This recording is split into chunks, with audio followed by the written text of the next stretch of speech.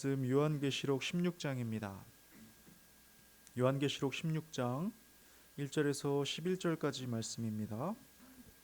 요한계시록 16장 1절에서 11절까지 말씀 한 절씩 교독하시고 마지막 절 합독하시겠습니다. 또 내가 들으니 성전에서 큰 음성이 나서 일곱 천사에게 말하되 너희는 가서 하나님의 진노의 일곱 대접을 땅에 쏟으라 하더라. 첫째 천사가 가서 그 대접을 땅에 쏟음에 짐승의 표를 받은 사람들과 그 우상에게 경배하는 자들에게 악하고 독한 종기가 나더라. 둘째 천사가 그 대접을 바다에 쏟음에 바다가 곧 죽은 자의 피같이 되니 바다 가운데 모든 생물이 죽더라. 셋째 천사가 그 대접을 강과 물 근원에 쏟음에 피가 되더라. 내가 들으니 물을 차지한 천사가 이르되 전에도 계셨고 지금도 계신 거룩하신 이여 이렇게 심판하시니 의로우시도다. 그들이 성도들과 선지자들의 피를 흘렸으므로 그들에게 피를 마시게 하신 것이 합당하니이다 하더라. 또 내가 들으니 제단이 말하기를 그러하다. 주 하나님 곧 전능하신 이시여 심판하시는 것이 참되시고 의로우시도다 하더라. 넷째 천사가 그 대접을 해에 쏟음에 해가 권세를 받아 불로 사람들을 태우니 사람들이 크게 태움에 태워진지라. 이 재앙들을 행하는 권세를 가지신 하나님의 이름을 비방하며 또 회개하지 아니하고 주께 영광을 돌리지 아니하더라. 또 다섯째 천사가 그 대접을 짐승의 왕자에 쏟으니 그 나라가 곧 어두워지며 사람들이 아파서 자기 혀를 깨물고 함께 봅니다. 아픈 것과 종기로 말미암아 하늘의 하나님을 비방하고 그들의 행위를 회개하지 아니하더라. 아멘. 자업자득이다. 인과 응보다. 뿌린 대로 거둔다. 이런 말 많이 들어보셨을 겁니다. 자기가 저지른 일의 결과를 스스로가 돌려받는다는 말이고요. 좋은 일에는 좋은 결과가, 나쁜 일에는 나쁜 결과가 따른다는 뜻이고요. 또 뿌린 만큼, 뿌린 종류 그대로 수확을 하게 된다는 의미입니다. 이 모든 말에는 공의로움이 담겨 있습니다. 공평하고 의로운 기준이 담겨 있는 것이죠. 그래서 때론 이 말 자체가 사람들에게 소망을 줍니다. 당장은 이 공의가 이루어지지 않는 것처럼 보여도 반드시 악은 그 쌓은 악대로, 선은 그 쌓은 선대로 보응이 따른다는 소망이죠. 그렇기 때문에 참을 수가 있고 기다릴 수 있고 인내하며 살아갈 수 있는 것입니다. 그리고 이 공의 앞에서는 핑계할 수가 없습니다. 왜냐하면 자신의 행위로 선인지 악인지를 명백하게 드러내기 때문입니다. 여러분 잘 아시겠지만 행위는 행위로만 끝나는 게 아닙니다. 행위에는 마음이 담겨 있습니다. 행위 이전에 이미 마음이 있습니다. 그래서 악한 행위에는 악한 마음이 앞서 담겨 있는 것이고요. 선한 행위에는 선한 마음이 담겨 있는 것이죠. 생각해 보면 정말 그렇지 않나요? 우리의 모든 행동은 마음이 결정하는 겁니다. 우리의 모든 행위에는 나의 바람이, 욕구가, 기준이, 세계관이 담겨 있는 겁니다. 그래서 마음을 비추는 거울이라는 말도 있는 거겠죠. 그래서 핑계할 수 없는 거예요. 내가 선택을 한 것이고 내가 원하는 것이기 때문입니다. 그런데 그 마음과 행위에 기회를 줬다면 어떨까요? 그 선택은 잘못됐어. 너의 마음은 방향이 잘못됐어. 다시 해보렴. 이 선택이 좋은 것이고 이 방향이 옳은 길이란다. 그렇게 한 번도 아닌 여러 번의 기회를 줬다면 어떻겠습니까? 더욱더 핑계할 수 없겠고 누구를 탓할 수도 없는 겁니다. 이러한 일에 대해 예수께서도 이미 말씀하신 바 있지요. 포도원 지기에게 이르되 내가 3년을 와서 이 무화과 나무에서 열매를 구하되 얻지 못하니 찍어버리라. 어찌 땅만 버리게 하겠느냐. 대답하여 이르되 주인이여 금년에도 그대로 두소서. 내가 두루 파고 거름을 줄이니 이후에 만일 열매가 열면 좋거니와 그렇지 않으면 찍어버리소서 하였다 하시니라. 따지고 보면 오늘 눈을 뜬 것 자체가 새로운 기회일지 모릅니다. 어제의 실수를 반복하지 않을 기회, 어제의 잘못을 돌이킬 기회, 어제보다 나은 오늘을 만들어갈 수 있는 기회 말이죠. 문제는 이것을 깨닫는가 그렇지 못한가일 겁니다. 오늘 본문에는 드디어 진노의 7 대접이 쏟아지는 장면이 나옵니다. 이것은 마지막 심판이 시작되었음을 의미하죠. 자업자득, 인과응보, 뿌린 대로 거두는 때가 시작된 겁니다. 그런데 문제는 더 이상의 기회가 없다는 거예요. 모든 기회는 지나갔고 진정으로 마지막인 것입니다. 그렇게 첫 번째 천사가 진노의 대접을 땅에 쏟습니다. 그러자 사람들에게 악하고 독한 종기가 납니다. 아마도 질병의 재앙일 텐데요. 이전에는 볼 수 없었고 경험하지도 못한 종류일 겁니다. 그런데 성경은 이 심판의 대상을 매우 분명하게 밝혀줍니다. 2절인데요. 첫째 천사가 가서 그 대접을 땅에 쏟음에 짐승의 표를 받은 사람들과 그 우상에게 경배하는 자들에게 악하고 독한 종기가 나더라. 심판의 대상은 짐승의 표를 받은 사람들과 그 우상에게 경배하는 자들이라 말씀합니다. 아시는 대로 이 짐승은 놀라운 이적을 행하는 자이고요, 신성 모독을 하는 자이고 비방을 일삼는 자이며 큰 권세로 세계를 통치하는 자이고 주의 백성을 죽음으로 내모는 자입니다. 그리고 이 짐승의 표란 짐승에게 굴복한 자들이 받는 것인데요, 이들에게만 경제 활동이 가능하게 되는 특권이 주어집니다. 그리고 이 특권을 얻기 위해서 짐승의 우상에게 경배하는 사람들이라는 것이죠. 스스로의 선택인 겁니다. 그런데 가만히 생각해 보면 이러한 굴복과 우상에 대한 경배는 이미 지금도 일어나고 있습니다. 특권을 위해 선한 양심을 저버리는 일, 나의 안위와 편리와 만족을 위해 신앙 양심을 저버리는 일 말입니다.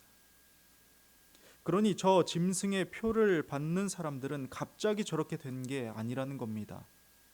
그동안 그렇게 살아왔었고 기회가 있음에도 돌이키지 않았고 끝까지 그 악을 고수했던 사람들인 겁니다. 그렇게 사랑하는 여러분, 마찬가지로 성도의 믿음과 인내 또한 갑자기 보여줄 수 있는 것이 아님을 기억해야 합니다. 나는 죽을지언정 주님을 부인하지 않을 겁니다 라고 내가 아무리 다짐을 해도요, 다 굴기 전 3번이나 부인하는 나를 볼지도 모르거든요. 믿음과 인내는 쌓이고 쌓이고 쌓인 것에서 드러나는 것이기 때문입니다. 그러니 오늘 말씀 앞에서 우리는 겸손하게 스스로를 점검해 보아야 하겠습니다. 그리고 두 번째 천사와 세 번째 천사가 대접을 땅에 쏟자 모든 물이 오염됩니다. 오염의 원인은 알 수 없지만 먼저는 바다의 모든 생물이 죽을 만큼의 심각한 오염이 시작되고요, 다음으로는 땅의 강과 샘의 근원들이 오염되기 시작합니다. 물은 생명과 직결된 것이기 때문에 이 일은 사람들에게 엄청난 재난일 겁니다. 그리고는 네 번째 천사가 대접을 쏟자 태양이 권세를 받아 그 불로 사람들을 태우는 일이 일어납니다. 이것은 우주적인 재난을 의미하는데요, 잘 아시는 대로 이미 태양은 오랜 시간 관찰이 되고 있습니다. 그리고 알려진 대로 태양의 변화는 우주의 기상뿐만 아니라 지구 대륙권 내의 기상과 기후에도 변화를 일으킵니다. 뿐만 아니라 태양으로부터 오는 방사선의 양이 주기적으로 변하고 있고 지구에 많은 영향을 끼치고 있죠. 굳이 과학적인 내용을 첨부하지 않아도 말씀 그대로 태양의 어떠한 변화가 일어납니다. 그런데 참 놀라운 건 이 재난과 재앙을 겪는 사람들의 반응이에요. 기록되기는 9절입니다. 사람들이 크게 태움에 태워진지라 이 재앙들을 행하는 권세를 가지신 하나님의 이름을 비방하며 또 회개하지 아니하고 주께 영광을 돌리지 아니하더라. 큰 재난과 재앙으로 태워지는 이를 눈으로 보면서도 오히려 하나님의 이름을 비방한다 합니다.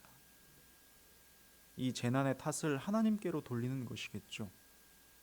이 상황을 신의 탓이라 말하는 겁니다. 그런데 이 일도 낯설지 않은 건 지금도 이들의 외침 소리를 듣기 때문일 겁니다. 하나님이 있다면 왜 이러이러한 일들을 가만히 보고 있는가? 하나님이 선하다면 세상에 왜 이러이러한 일들이 일어나는가? 아마도 하나님은 없거나 있어도 무능력한 신이거나 이도 아니라면 고통을 즐기는 신일 것이다. 예나 지금이나 나중이나 이들은 회개하지 않으며 오히려 따르는 그 짐승을 닮아서 신성 모독하는 말을 하고 또 계속해서 하게 될 것입니다. 그렇게 5번째 천사가 땅에 대접을 쏟습니다. 특별한 것은 이 대접이 짐승의 왕좌 위에 쏟아진다는 것인데요. 그러자 그 나라가 어두워지고 사람들은 자기 혀를 깨문다 말씀합니다. 여기서 짐승의 왕좌는 악한 정치 권력을 의미합니다. 이미 왔었고 왔고 앞으로 올 세속적이고 타락한 권세입니다. 앞서 살핀 대로 짐승은 큰 권세로 세계를 통치하는 자이기 때문이죠. 그런데 이 짐승의 나라에 어둠이 임합니다. 이 어둠은 권세의 급격한 쇠퇴를 나타낸다고 볼 수 있고요. 이 어둠으로 인해 사람이 혀를 깨물 만큼의 고통이 찾아온다고 말씀합니다. 구체적인 내용은 알 수 없지만 분명한 것은 타락한 권력의 종말과 종식이 온다는 것입니다. 그리고 이 과정 가운데서 사람들에게 말 못할 재난이 덮치는 것이죠. 어떤 모양일지는 알 수 없지만 이어지는 11절의 내용을 바탕으로 어떤 학자는 방사능이나 생화학 전쟁을 말하기도 합니다. 그런데 우리는 굳이 여기까지 생각하지 않아도 됩니다. 미래의 인간의 욕심이 어떤 더 끔찍한 무기를 발명할지 알 수 없으니까요. 우리가 초점을 맞출 내용은 11절의 마지막 부분입니다. 아픈 것과 종기로 말미암아 하늘의 하나님을 비방하고 그들의 행위를 회개하지 아니하더라. 무슨 말씀인가요? 여전히 하나님을 비방하는 이들과 자신의 행위를 회개하지 않는 사람들입니다. 서두에 말씀드렸던 대로 행위는 마음과 연결되어 있습니다. 행위는 곧 그 사람의 마음을 비추는 거울입니다. 그런데 자신의 행위로 인해 심판을 당하면서도 이 행위를 지속한다는 건 그 마음이 얼마나 악독하고 교만하며 고집센지를 스스로 보여주고 있는 겁니다. 그런데 이와 대조하여 우리는 한 가지를 더 보게 되는데요. 말씀이 지속적으로 인간의 회개를 기대하고 있다는 것입니다. 이 와중에도 마지막 재앙이 임하는 중에도 진노의 대접이 5번째나 쏟아졌음에도 회개와 돌이킴에 대한 끈을 놓지 않고 있다는 것이죠. 참 놀라웠습니다. 마치 회개하고 돌이키면 이 재난과 재앙을 피할 수 있는 것처럼 느껴지기 때문입니다. 회개하지 아니하더라. 아직까지도 문을 열어놓고 계신 하나님의 마음이 감격스러우면서도 이해가 되지 않는 거예요. 이해할 수 없는 사랑. 하나님의 공의가 선포되고 이루어지는 중에도 하나님의 사랑 또한 선포되며 길을 열어놓고 계시는 겁니다. 이것이 우리에게 참 소망이요 기쁨이 아니겠습니까? 내가 어떠한 중에도 생명의 길로 돌이킬 수 있다는 것, 이미 진노의 잔을 받으신 예수 그리스도의 이름으로 회개하는 어느 누구에게나 구원의 길이 열려 있다는 것. 그렇게 오늘도 우리는 소망을 보며 누리며 기다릴 수 있게 됩니다. 이 소망을 부여잡고 주와 함께 동행하는 오늘 하루 되시길 주님의 이름으로 축복합니다. 기도하겠습니다. 하나님 아버지, 감사합니다. 오늘도 귀한 말씀으로 각자에게 합당한 음성 들려주시니 감사합니다. 나의 행위는 나의 마음을 비추는 거울이라는 것을 깨닫습니다. 그러하기에 나의 행위는 여지없이 의심할 수 없고 핑계할 수 없음을 깨닫습니다. 이 시간 우리의 마음을 점검하고 돌이킬 수 있도록 인도하여 주옵소서. 나의 마음이 올곧게 주를 향하여 살아가며 나아갈 수 있도록 도와주시옵소서. 우리의 심령 가운데 성령의 감화 감동으로 말미암아 주께서 기뻐하시는 아름다운 선택을 이루어가는 삶이 될 수 있도록 은혜 베풀어 주옵소서. 오늘도 또한 주의 사랑을 보여주시니 감사합니다. 어떤 환경과 상황에 있을지라도 예수 그리스도 그 존귀한 이름을 통하여 우리가 회복될 수 있음을 말씀하여 주시니 감사합니다. 그것이 우리의 소망 되기에, 그것이 우리의 기쁨 되기에 오늘도 힘찬 한 걸음을 주와 동행하게 하옵소서. 감사드리며 예수 그리스도의 이름으로 기도드립니다. 아멘.